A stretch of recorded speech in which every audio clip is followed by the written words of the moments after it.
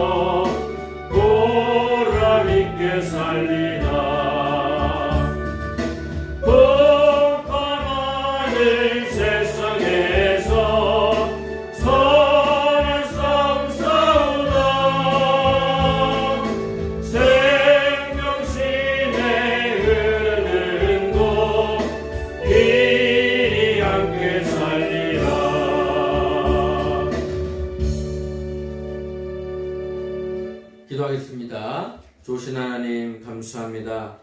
오늘 또한 우리가 어버이 주일로 맞이하여 이렇게 함께 모여 예배를 드리게 되었습니다. 하나님 아버지, 시간에 우리에게 참 평안과 참 소망을 주시고 행복을 주시옵소서. 힘들고 지친 사람들마다 오늘 주님께서 새로운 힘을 주시고 독수리의 날개친 것 같은 힘을 부여해 주시옵소서. 하나님, 우리가 한 주 한 주 살아가는 동안에 삶의 의미를 깨닫습니다.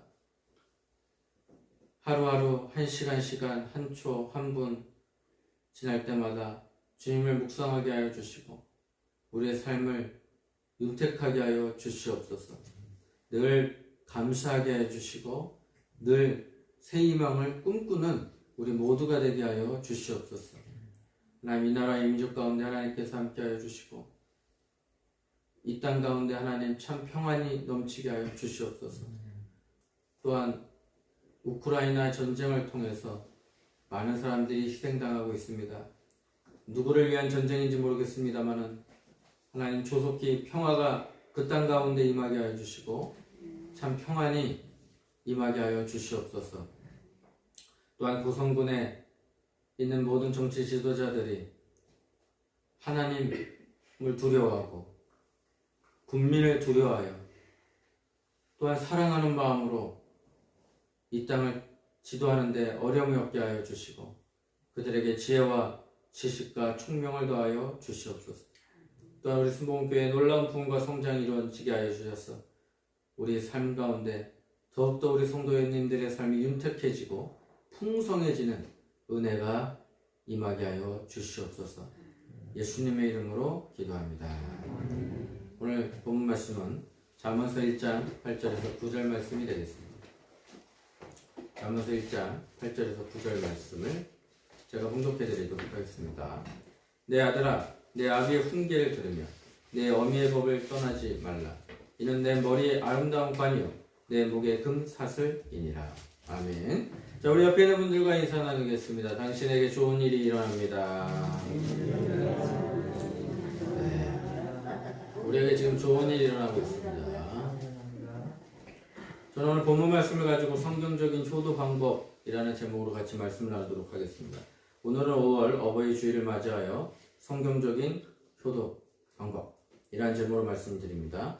성경적인 효도란 무엇일까? 효도를 어떻게 가르쳐야 하는가? 성경에서는 효는 10계명 중 사람에게 대한 계명 중에서 가장 먼저 나오는 계명입니다.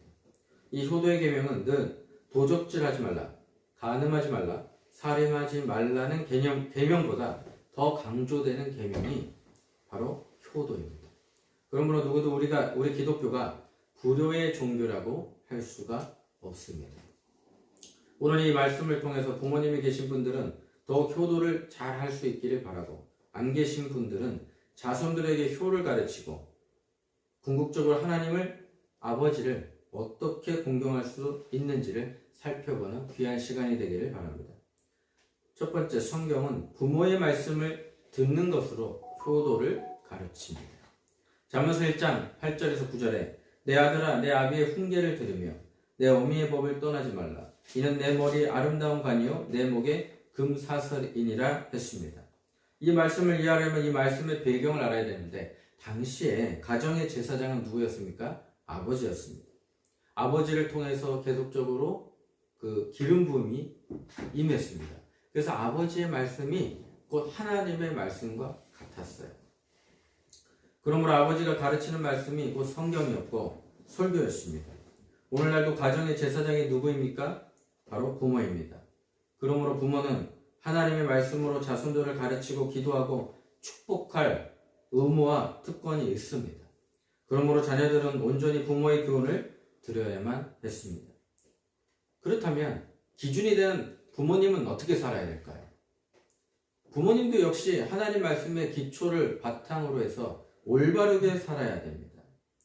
그래야 하나님 말씀대로 중심적인 삶을 살아갈 때 비로소 존경과 공경이 그들 가운데 심어지는 것입니다. 여기서 부모 공경에 귀중한 힌트를 주는데, 이처럼 부모 공경은 말씀을 잘 들어드리는 것입니다. 경청을 잘 하라는 말이죠. 오늘날 부모 중에 불신자도 계시니까 그 말씀대로 하지 못할 내용도 간혹 있겠지만, 여기에서 우리에게 주는 힌트는 부모를 어떻게 섬기는가입니다. 그 말씀을 들음으로 공경하라, 이런 말씀으로 이야기합니다. 그 말씀이 옳든지 그러든지 일단 그 인격을 공경하는 마음으로 잘 들어드리라는 것입니다. 부모의 말씀을 들을 때 모든 외로움과 위축도 소외됨도 다 사라지게 되는 것입니다. 최근에 코로나19로 인하여 3년 동안에 요양원에 계신 부모님들은 자기 자녀들을 한 번도 본 적이 없습니다. 인터넷으로 보고 화상으로 보고 또 만나게 되더라도 유리벽에 쌓여 있어서 손도 못 잡았어요. 근데 지금 어떻게 됐습니까? 코로나19 방역 지침이 5월달부터 해제됨으로 인해서 사람들이 찾아가, 그리고 이제 마을 행사도 하고 요양원 행사도 하고 그러면서 조금씩 바뀌는 걸 볼 수 있습니다. 근데 그 만남이 얼마나 기뻤겠습니까?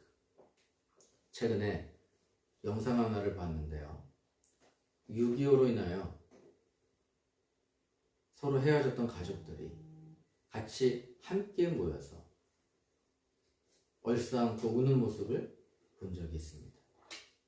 김대중 대통령 이후에 금강산에서 이제 엄마와 그 다음에 딸이 만나는 그 과정을 보면서 4, 50년 만에 만난 아들과 딸을 볼 때마다 그 마음이 어떻겠습니까? 우리도 또 마찬가지입니다. 근데 그 만나서 뭐라고 그러겠어요? 자신의 이야기를 들려주는 거예요. 내가 이렇게 살아왔다, 이렇게 이야기했다. 그러면서 들음으로 인하여 그들에게 공경이 되는 것입니다. 부모의 말씀을 들어드릴 때 모든 외로움, 그리고 위축, 소외됨 다 사라지게 되는 것입니다. 오늘 본문 중에 꼭 하나님 존중이듯이 부모의 말씀 존중이고 부모 공경인 줄 믿습니다. 이것이 부모를 공경하는 첫째가 되는 방법입니다. 성경이 교훈하는 이 공경법을 잘 기억하고 여러분들이 잘 진행하시기를 바랍니다. 두 번째는 성경은 순종하는 효도를 가르칩니다. 에베소서 6장 1절에 자녀들아 너희 부모를 주 안에서 순종하라 이것이 옳으니라. 여기 주 안에서 순종의 범위를 뜻하는 용어입니다. 순종. 이 용어에는 또 다른 뜻이 있는데 우리가 예수를 믿기 때문에 순종하라는 것입니다. 우리가 주 안에 있는 성도이기 때문에 순종하라 이렇게 말씀하십니다. 세상 사람들은 혹시 불효를 한다 해도 우리 하나님의 백성들은 그래서는 안 된다고 이야기하는 것입니다. 사람들이 부모를 모시지 않으려 할지라도 믿는 우리들은 달라야 하는 것입니다. 이 세상 풍조를 따르지 말고 살아가는 저와 여러분들 되시길 바랍니다. 세상 사람들은 부모에게 어떻게 하든 우리 성도님들은 주 안에서 순종하고 공경하라 이렇게 얘기합니다. 우리는 하나님께서 주신 첫 계명을 신자들은 부모를 공경하는 것으로 알고 살아가야 될 줄 압니다. 부모를 순종함으로 공경해야 되는데 하나님 섬기는 방법이나 육신의 부모를 섬기는 방법이 다를까요? 같다고 얘기합니다. 예수님 뭐라고 하셨냐면 하나님을 사랑하는 것처럼 내 이웃을 내 몸과 같이 사랑하라 이렇게 말씀하십니다. 내 이웃도 내 몸과 같이 사랑해야 되는데 하물며 부모 역시 그렇게 사랑하라 이렇게 말씀하십니다. 그래서 육신의 부모도 섬기지 못하면서 하나님 아버지를 잘 섬겼다고 할 수 있냐고 되물어 보실 수 있습니다. 그러면 하나님 아버지께 순종함으로 하나님을 섬기듯이 우리 육신의 부모도 그렇게 섬겨야 될 줄 믿습니다.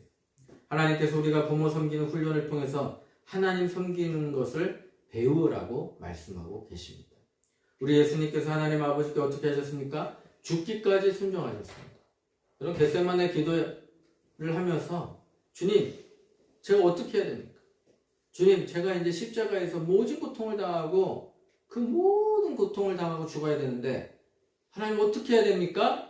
그때 부당한 것도 알고 피할 수도 있었고 예수님이 어떻게 하십니까? 아버지의 뜻대로 하옵소서 그렇게 하십니다.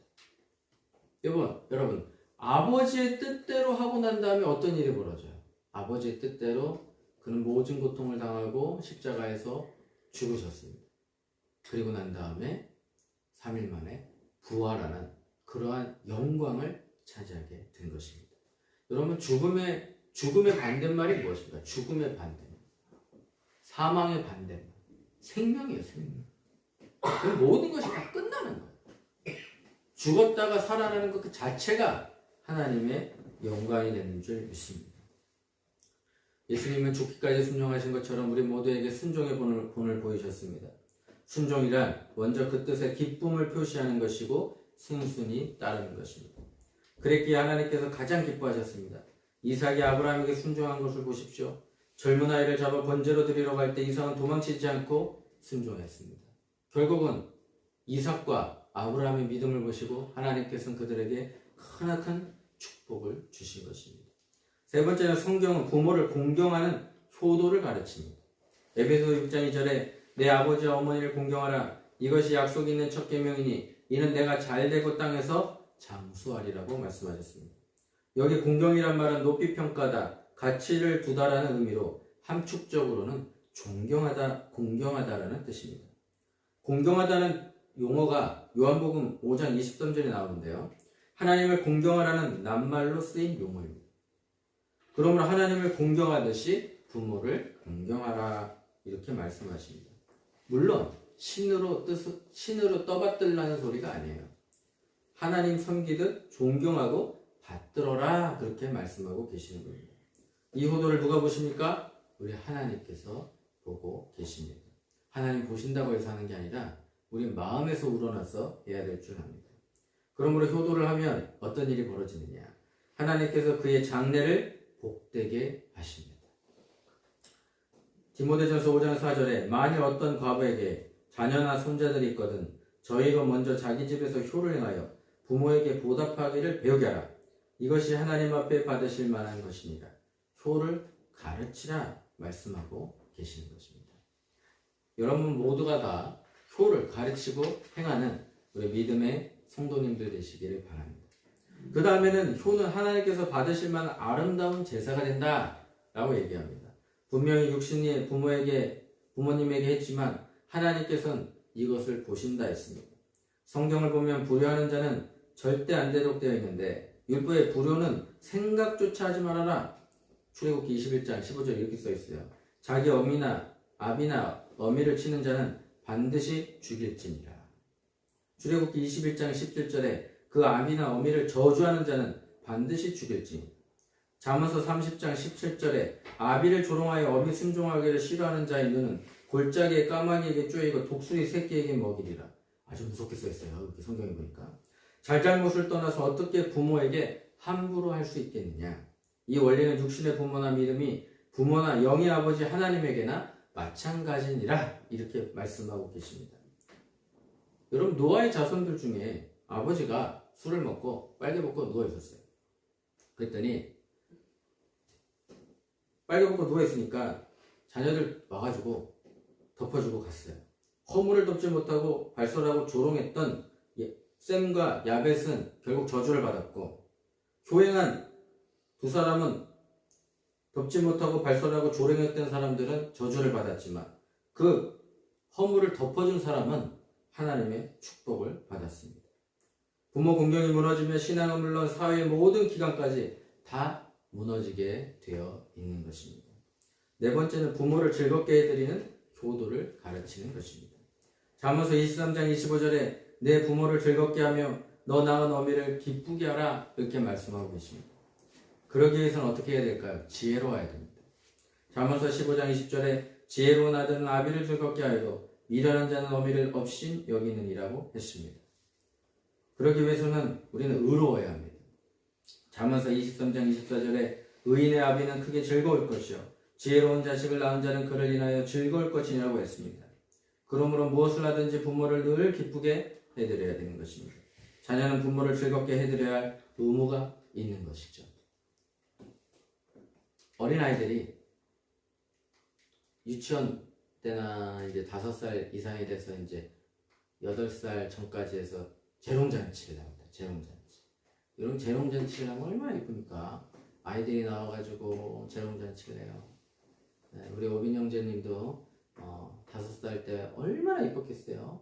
네, 엄마가 보기에는 눈에서 저희 꿀이 떨어질 정도로 이뻤겠죠. 그런데 거기서 재롱잔치를 해요. 반짝이 옷을 입고 내 나이가 어때서 그러면서 노래를 부르고 춤을 추고 그러면 우리 김정자 집사님 눈에서 그냥 꿀이 뚝뚝 떨어지고 저거 어떡해 끝나고 나면 잘했다라고 그러고 토닥토닥 거려주고 뽀뽀해주고 뭐 그랬을 거예요. 근데 이렇게 기쁨을 준 거죠. 기쁨을. 안 그랬습니까? 기쁨을 줬어요. 우리 성경씨도 5살 때 엄마 아빠 앞에서 얼마나 재롱잔치를 했겠어요. 그때는 긴 머리를 휘날리면서 춤을 추고 노래를 부르고 그 다음에 엘비스 프레슬리처럼 춤을 추고 나니까 부모님이 너무 행복해요. 좋아. 그럴 때가 우리가 다 어렸을 때가 있었을 겁니다. 근데 이제 이 부모님이 나이가 들어 옛날에는 환갑잔치부터 시작해서 쭉 잔치를 합니다. 네, 요즘 환갑잔치 안 하시잖아요. 네. 고인년 또 이제 옛날이나 고인년을 하고 요즘은 이제 80, 90, 100 앞으로 여러분들이 120세까지 사셔야 되잖아요. 근데 요즘 또 바뀌었대요. 140까지 올라간다 이렇게 써 있습니다. 140까지. 하여튼 120, 140까지 사시. 예전에 우리 목사님 아는 목사님이 어머니가 고인년이 돼가지고 잔치를 하러 갔는데 거기 보니까 가수가 왔어. 가수가 와가지고 어떤 가수가 왔을까요? 어떤 가수? 진짜 가수가 왔을까요?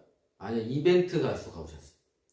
노래를 부르기 시작하는 자녀들이 나와가지고 다 댄스 파티를 하고 놀고 엄마 아빠 앞에서 신나게 춤을 추더라고요. 그랬더니 박장대소를 하고 소리 지르고, 그리고 또 그 어머님 아버님도 다 나와서 같이 춤추고 노래 부르고 즐겁더라고. 즐거워. 왜? 부모의 기쁨이 되는 것입니다. 그래서 우리는 즐거워야 됩니다. 한국 문화가요, 즐거운 문화를 갖고 있습니다. 한국 사람들은요, 춤추고 노는 걸 좋아합니다. 흥이 있는 거죠. 흥. 그래서 우리에게 늘 샘솟는 기쁨이 나와야 되는데, 그 기쁨으로 부모를 표현하라, 그렇게 이야기합니다. 다섯 번째는 부모에게 전도하고 기도하는 최고의 사랑의 효도를 해야 될 줄 믿습니다. 여호수아서 2장 18절에 내 부모와 형제와 내 아비의 가족을 다 내 집에 모으라. 여리고성에 여호수아와 갈렙이 정탐꾼으로 왔습니다. 오고 난 다음에 기생 라합의 집에 찾아가요. 기생 라합의 집에 가서 기생 라합은 모든 소문을 다 듣고 있었어요. 이 출애굽해가지고 어떻게 요단강을 건넜는지 그 모든 과정들, 싸우는 과정들을 다 소식을 통해서, 첩자들을 통해서 다 들었던 사람이 라합이에요. 이 라합이 여호수아 갈렙한테 뭐라고 그러냐면, 우리가 어떻게 해야 됩니까? 내가 보기에는 여리고성도 무너질 것 같은데 우리를 살려줄 수 있는 방법을 구합니다. 그랬더니 거기서 뭐라고 그러냐면, 빨간색 줄을 내려놓으면, 줄이나 천이나 내려놓으면 너희 집은 살려주리라.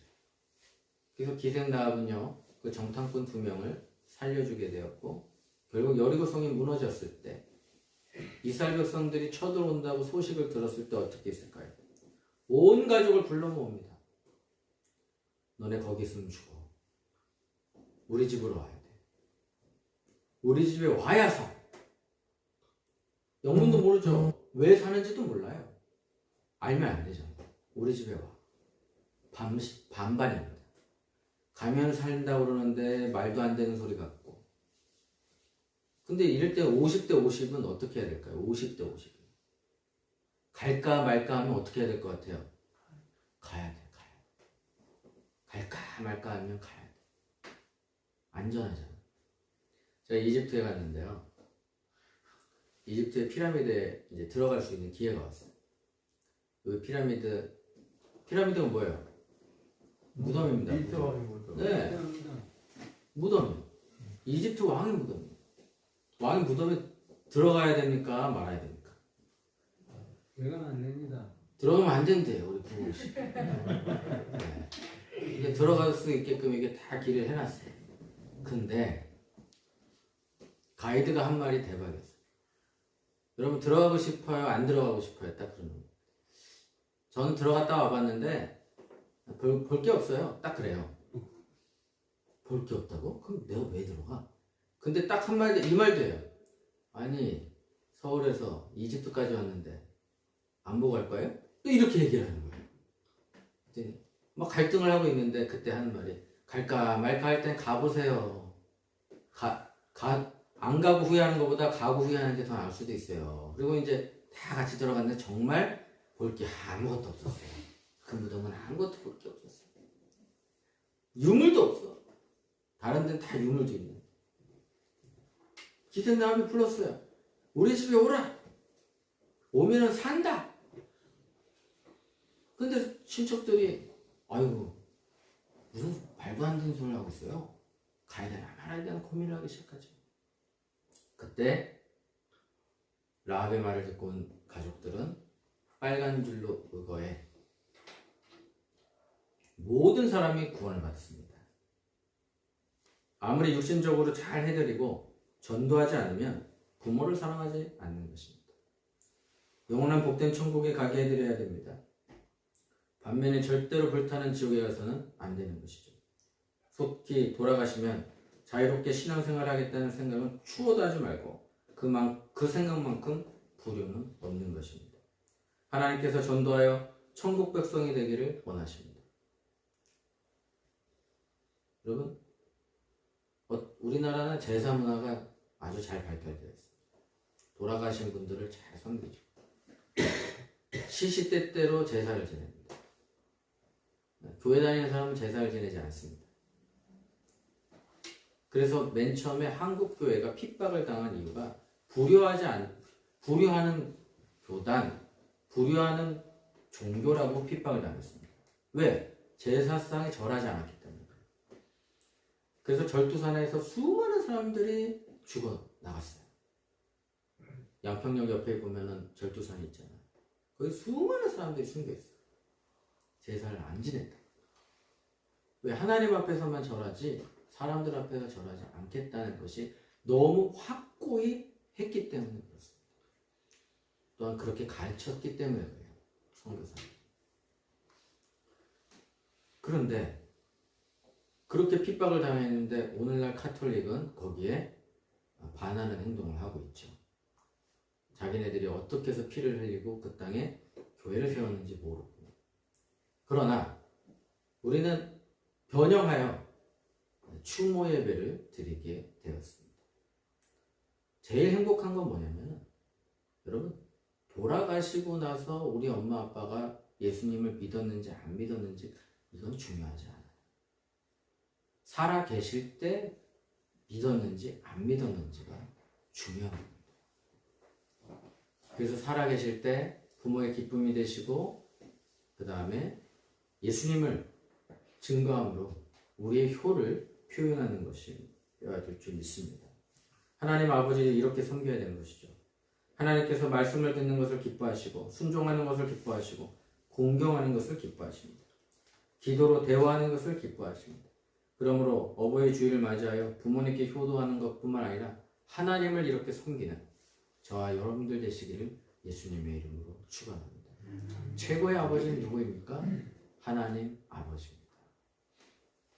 하나님 아버지를 사랑하는 마음으로 공경하듯이 우리 육신의 아버지 어머니를 공경하고 사랑하는 저와 여러분들 되시기를 예수님의 이름으로 축원합니다. 기도하겠습니다. 좋으신 하나님 감사합니다. 오늘 또한 우리가 이렇게 예배를 드림으로 인하여 하나님을 찬양하고 또한 하나님을 높이게 되었습니다. 하나님 아버지, 이 시간에 아픈 사람들마다 치유하여 주시고 문제가 있는 사람마다 회복되게 하여 주시고 경제적으로도 어려움 없게 하여 주시고 풍성한 삶을 누리게 하여 주시옵소서. 오늘도 귀한 예물 드린 손길이 하나님께서 함께 하여 주셔서 궁핍하지 아니하고 넘치는 복을 허락하여 주시옵소서. 하늘의 신령한 복과 땅의 기름진 복으로 축복하여 주시고 마음에 소원하는 것들마다 이루어지는 은혜가 있게 하여 주시옵소서. 이제는 우리 주 예수 그리스도의 은혜와 무한하신 하나님의 사랑과 보혜사 성령님의 내주하시고 통하시고 충만하심이 이 자리에 참석한 믿음의 권속들 머리 위에 지금으로부터 영원토록 함께 있을지어다. 아멘. 할렐루야. 하나님께 영광의 박수. 자, 우리 잠깐 앉아보세요.